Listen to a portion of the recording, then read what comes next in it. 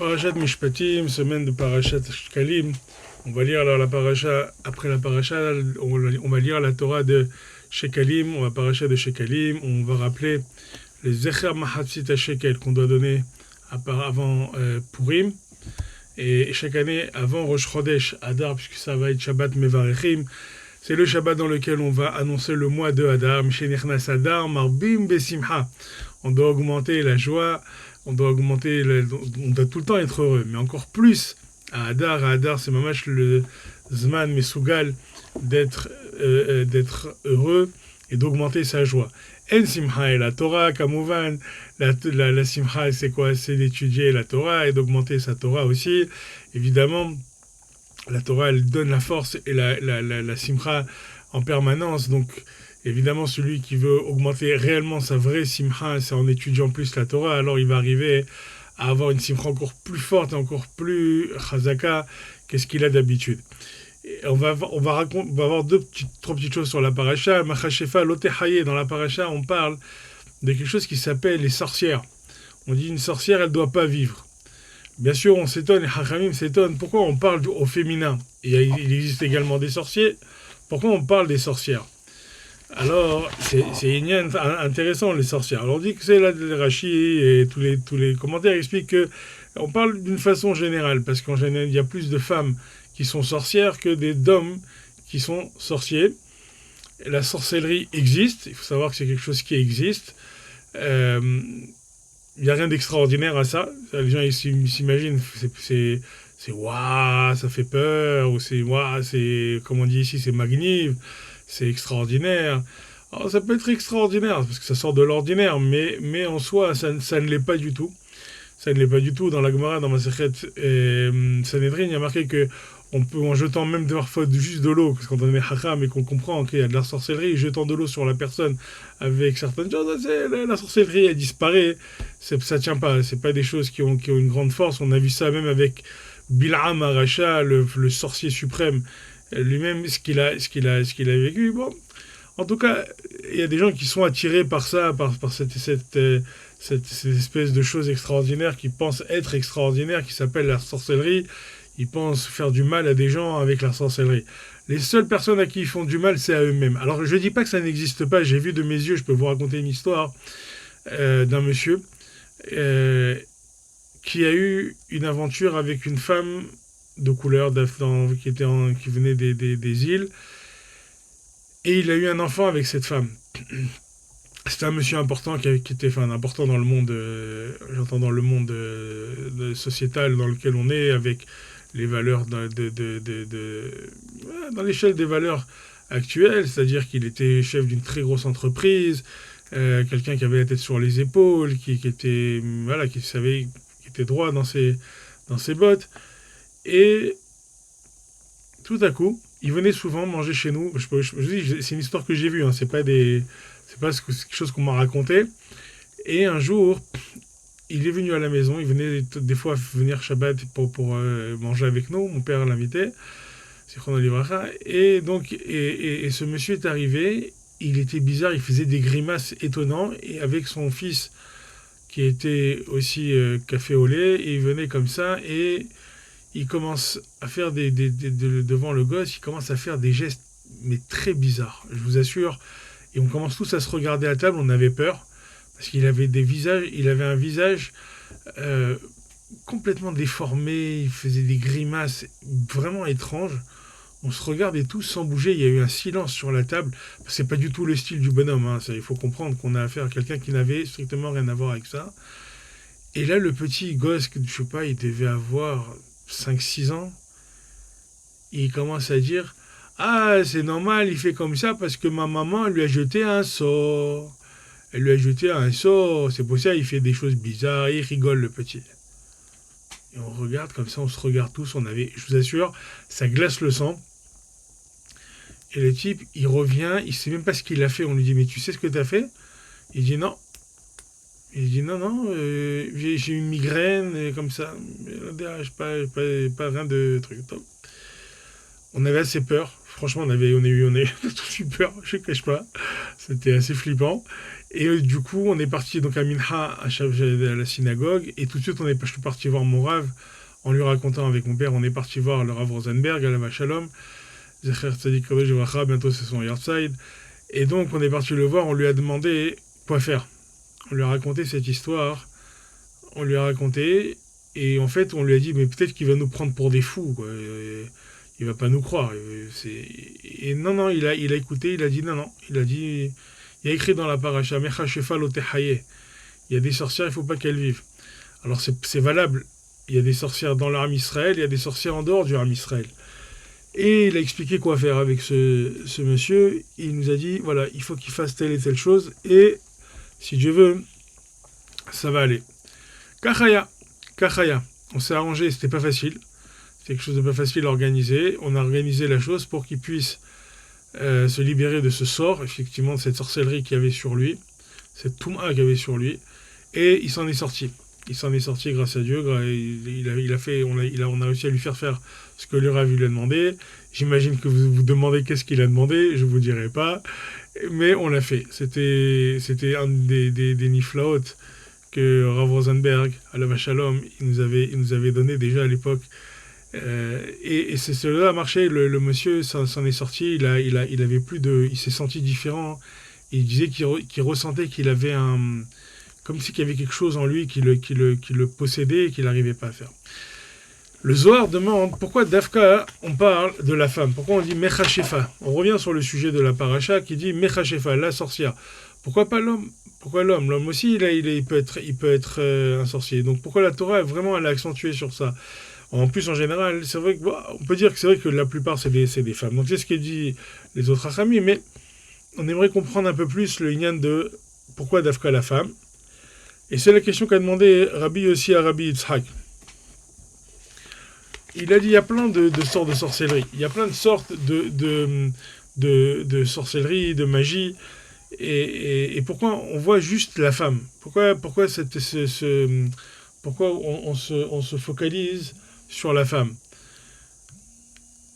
Il lui a répondu, j'ai appris comme ça que quand le serpent il a fait la faute avec Chava, vous savez, la faute originelle, il faut savoir qu'il y en a qui disent que en fait le serpent qui était comme un homme, il tenait sur des pieds, il était debout, il était pratiquement comme l'homme à part c'est un serpent, il avait des bras, des mains, etc., enfin des pieds, et il a été physiquement avec la femme, il a été physiquement avec Chava.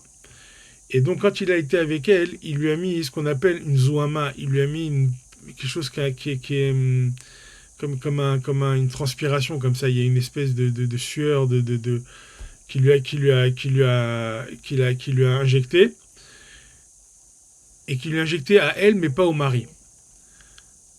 Et donc, Rabbi Yossi lui dit, sur ça, on a appris que Israël, quand ils sont montés au Har Sinaï, c'est une Gemara qui est connue, que quand Israël ils sont arrivés au Har Sinaï et qu'ils ont reçu la Torah, alors Akadosh Baruch Hu, il a enlevé la Zouama, il a enlevé justement cette puanteur. La Zouama, c'est de la puanteur, on demande d'ailleurs dans la Gemara pourquoi il y en a qui sentent plus mauvais pourquoi ils sentent mauvais, les Juifs, ils sentent pas mauvais, les non-Juifs, ils sentent plus mauvais, ils ont une odeur différente, et Vecholé. On explique que parce que les Juifs, ils ont eu moins de Zouama que les autres. Pourquoi? Parce que quand en fait, au début, tout le monde avait la même Zouama, tout le monde avait la même puanteur. Et après, avec Matan Torah, quand on a reçu le don de la Torah, la puanteur, elle est partie. Sauf que quand on a fait le veau d'or, la puanteur, elle est revenue, et elle s'est accrochée, bien sûr, évidemment, plus fort chez la femme, puisque elle était déjà contaminée, comme si on peut parler ça comme ça, au moment de la faute avec le serpent. Et donc, à cause de ça, la femme, elle a un kécher plus fort encore avec l'impureté. Et d'ailleurs, on voit que tous les mois, elle est liée à une forme d'impureté et de force comme ça d'impureté, mais qui se transforme très vite en pureté. Mais elle a toujours ce lien, malheureusement, ça oui, parce que normalement, elle n'aurait pas dû avoir ça, mais qui l'amène dans un état d'impureté. Et donc, elle a ce lien-là avec ce qu'on appelle la zouama. La zouama, ça veut dire cette puanteur d'impureté. Et donc, c'est pour ça que les sorcières, elles ont plus de facilité, enfin, la sorcellerie a plus de de force chez les femmes. D'ailleurs, j'en profite pour dire, parce qu'il y a quand même, il faut savoir il y a des gens qui se font passer pour des kabbalistes, et une femme, il y a quelqu'un qui m'a envoyé il n'y a pas longtemps un message en me demandant est-ce que c'est possible qu'une femme elle soit kabbaliste et qu'elle voit des choses à travers des autistes et des choses comme ça. En voyant, j'ai vu qu'une seule vidéo, j'ai sauté au plafond, j'ai fermé tout de suite en disant évidemment que c'est n'importe quoi. Tout au mieux, c'est de la sorcellerie. Elle parle d'elle en disant que c'est la sagesse, que la sagesse voit, qu'elle découvre. C'est ou de la sorcellerie ou de la Avodazara, mais il y a en bezek shum gdusha, shum kabbalah, il y a rien, il y a pas ni kabbalah, ni sainteté, ni pureté, ni rien du tout. C'est une horreur, il y a absolument rien du tout de tout ça.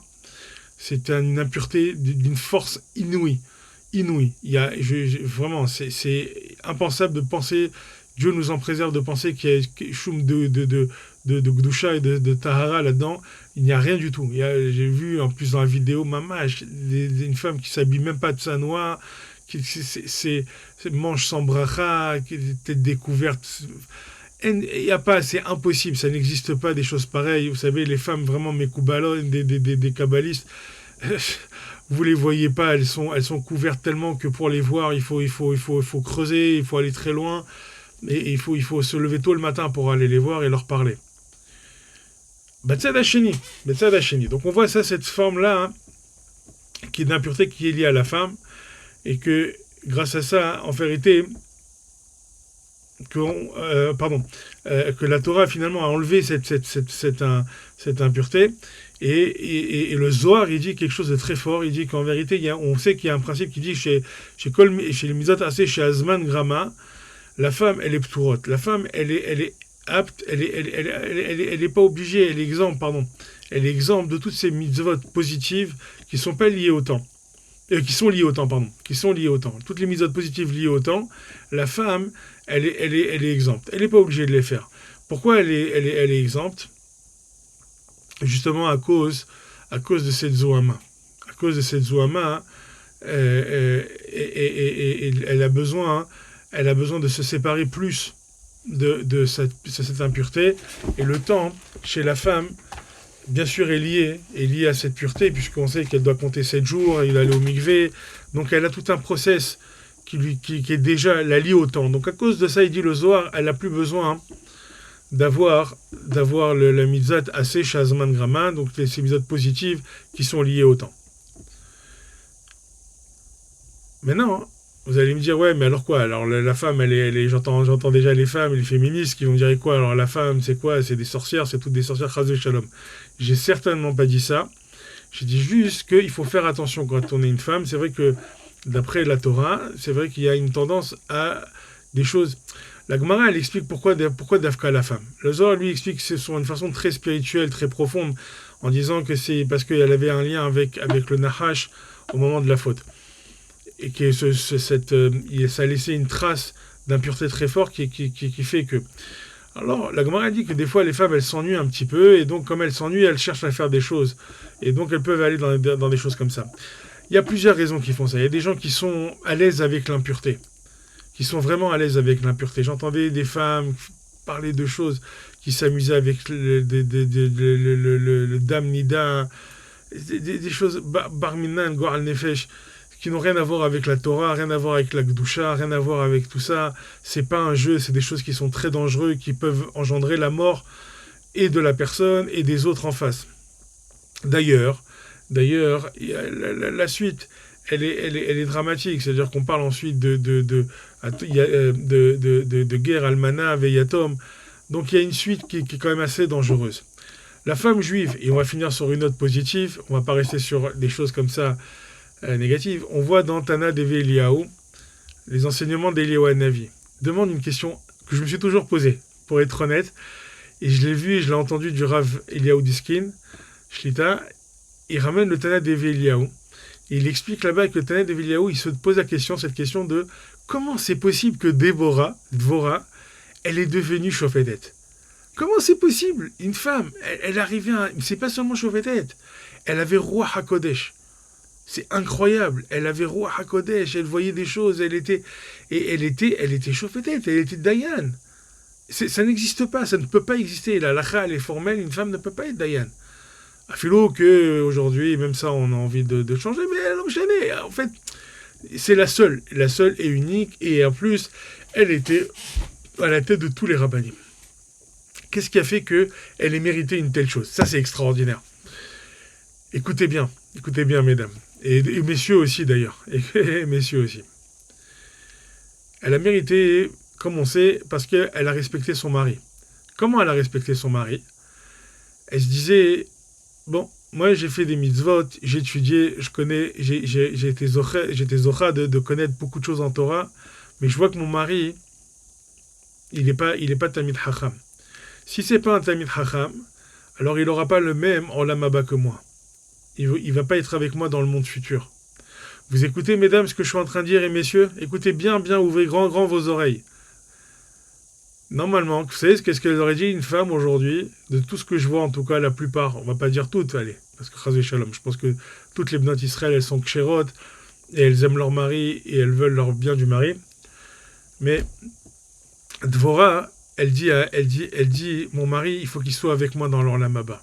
Même si c'est pas un Talmid Chacham, je veux qu'il reste avec moi dans l'Olam Haba. Voilà quelqu'un qui aime.